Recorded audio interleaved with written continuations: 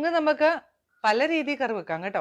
വറുത്തരച്ച് കറി വെക്കാം, അതുപോലെ തന്നെ പനീർ ബട്ടർ മസാല ഉണ്ടാക്കുന്ന പോലെ വെക്കാം. ഇന്ന് നമുക്ക് വറുത്തരച്ചങ്ങ് കറി വെച്ചേക്കാം. ഒന്ന് അരിഞ്ഞെടുക്കണേ.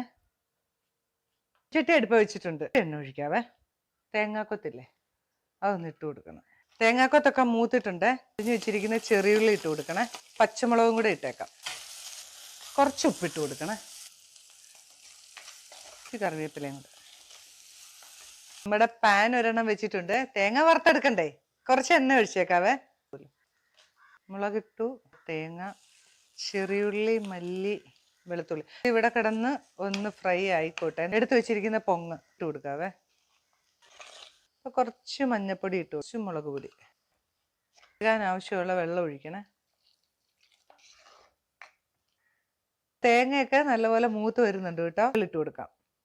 മുളക് പൊടി, 1/4 സ്പൂൺ മഞ്ഞൾപ്പൊടി, ഒരു പിഞ്ച് പെരുംജീരകപ്പൊടി, എല്ലാം കൂടെ ഒന്ന് ചെയ്യാം.